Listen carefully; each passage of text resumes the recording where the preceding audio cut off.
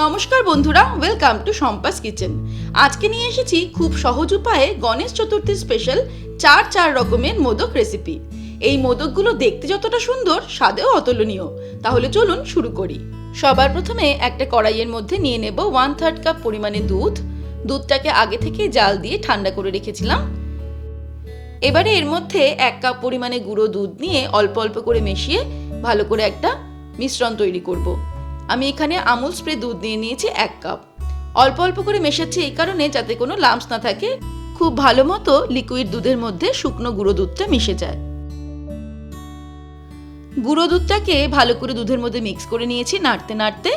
এবারে এর মধ্যে দিয়ে দেব ঘি। 2 টেবিল স্পুন ঘি দিয়ে দিলাম। ঘিটাকেও ভালো করে এর মধ্যে মিক্স করে নেব।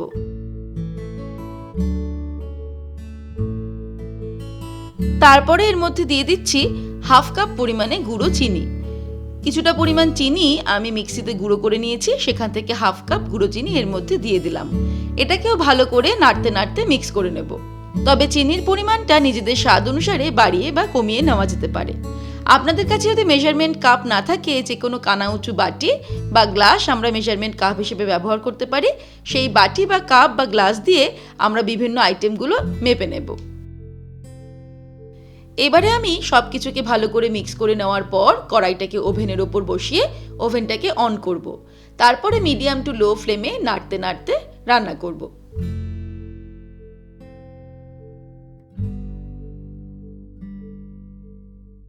মিডিয়াম টু লো ফ্লেমে 2-3 মিনিট নাড়তে নাড়তে রান্না করাতেই এটা কিন্তু প্রায় অনেকটা ঘন হয়ে গেছে। তবে এটা এখনো সম্পূর্ণ রেডি হয়ে যায়নি। নাড়তে নাড়তে সম্পূর্ণ মিশ্রণটা যখন এক জায়গায় দলা পাকিয়ে কড়াই ছাড়তে শুরু করবে, তখন আমরা বুঝবো যে মিশ্রণটা রেডি হয়ে গেছে। ততক্ষণ পর্যন্ত কিন্তু আমাদের এইভাবে মিডিয়াম টু লো ফ্লেমেই নাড়তে নাড়তে রান্না করতে হবে। মিনিট খানেক নাড়তে নাড়তে রান্না করতেই এই মিশ্রণটা কড়াই ছেড়ে এক জায়গায় দলা পাকানো শুরু হয়ে গেছে। এবারে আমি ওভেনটাকে অফ করে দেব। তবে এক্ষুনি নাড়াটা থামাবো না, নাড়তে নাড়তে এটাকে কিছুটা ঠান্ডা করে নেব। মিশ্রণটা সম্পূর্ণ ঠান্ডা হলে ফিরে আসছি। এবারে মিশ্রণটা সম্পূর্ণ ঠান্ডা হয়ে গেলে এটাকে একটু মেখে নেব। তারপর 4টে সমান অংশে ভাগ করে নেব। সবার প্রথমে আমি একটা অংশ নিয়ে নিয়েছি। তারপর একটা মোল্ড নিয়ে নেব মোদকের। মোল্ডটাতে খুব ভালো করে ঘি মাখিয়ে নিয়ে আমরা মোদক তৈরি করব। মোল্ডের গায়ে ভালো করে ঘি মাখিয়ে নিয়ে এটাকে বন্ধ করে এর মধ্যে মিশ্রণটাকে ঢুকিয়ে দেব। কিছুটা পরিমাণ মিশ্রণ ফিল করার পর হাত দিয়ে চেপে চেপে একটা গর্তের মতো তৈরি করব। তারপরে তার মাঝখানে দিয়ে দেব কিছুটা পরিমাণে কুচানো কাজু বাদাম আর কিশমিশ। এই স্টাফিংটা নিজেদের মতো ইচ্ছা অনুযায়ী বাদাম ব্যবহার করে দেওয়া যেতে পারে, বা স্টাফিং ছাড়াও আমরা মোদকগুলো তৈরি করতে পারি। তারপরে আবারও কিছুটা মিশ্রণ নিয়ে ভালো করে মোদকের মোল্ডের মধ্যে ঠেসে ঠেসে চেপে চেপে ঢুকিয়ে দেব। বাড়িতে মোদকের মোল্ড না থাকলে আপনারা লোকাল বাসনের দোকানে এটা পেয়ে যাবেন। আর তাছাড়াও অনলাইনে মোদকের মোল্ড লিখে সার্চ করলেও অনেক ধরনের মোদকের মোল্ড আপনারা পেয়ে যাবেন। তবে এই মোদক মোল্ড ছাড়াও কিন্তু খুব সহজে মোদক বাড়িতে তৈরি করা যায়। তা আমি আমার শেয়ার করা আগের মোদক রেসিপিগুলোতে দেখিয়েছি। সেইভাবেও আপনারা বাড়িতে মোদক তৈরি করতে পারেন। আর সেই আগের রেসিপির লিঙ্কগুলো আমি ডেসক্রিপশনে দিয়ে দেব। ব্যাস, তারপর এই মোল্ডটা খুললেই আমাদের মোদক কিন্তু একদম সুন্দরভাবে বেরিয়ে আসবে, তৈরি হয়ে যাবে। এবারে অন্য একটা পোর্শন নিয়ে নিয়েছি মিশ্রণ থেকে। তারপরে তার মধ্যে আমি অ্যাড করে দেব 1 ফোঁটা red food colour. Red food কালারের পরিবর্তে রুয়াবজা বা যে কোনো শরবতের যে মিশ্রণ থাকে লাল রঙের, সেটাও ব্যবহার করা যেতে পারে। ভালো করে মিক্স করে নিলেই মিশ্রণটা লালচে বা গোলাপি কালার হয়ে যাবে।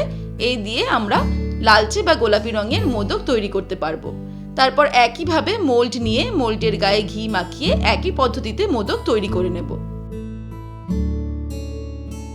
এবারে 3 নম্বর পোর্শনটা নিয়ে তার মধ্যে অ্যাড করে দেব কিছুটা পরিমাণে চকলেট সস। চকলেট সসের পরিবর্তে অল্প দুধের মধ্যে কোকো পাউডার গুলে নিয়েও সেটাও অ্যাড করা যেতে পারে। আমরা এই মিশ্রণটাকে ভালো করে মেখে নিয়ে চকলেটের কালার করে নেব। তারপর একই পদ্ধতিতে মোল্ড দিয়ে মোদক তৈরি করে নেব। এবারে লাস্ট পোর্শনের মধ্যে আমি অ্যাড করে দেব কেশর মিশ্রিত অল্প পরিমাণে দুধ। অল্প একটু দুধের মধ্যে কেশর মিশিয়ে রেখেছিলাম। আসলে কেশরের এই হলুদ রঙের মোদক আমরা তৈরি করব, যার মধ্যে কেশরের ফ্লেভারও থাকবে। তার জন্য এই মিশ্রণটাকে আমি হলুদ রঙের করে নিচ্ছি। তারপরে এইটা দিয়েও একইভাবে মোল্ড দিয়ে মোদক তৈরি করে নেব। ব্যাস তৈরি হয়ে গেল গণেশ চতুর্থী স্পেশাল 4 রকমের ইজি মোদক রেসিপি।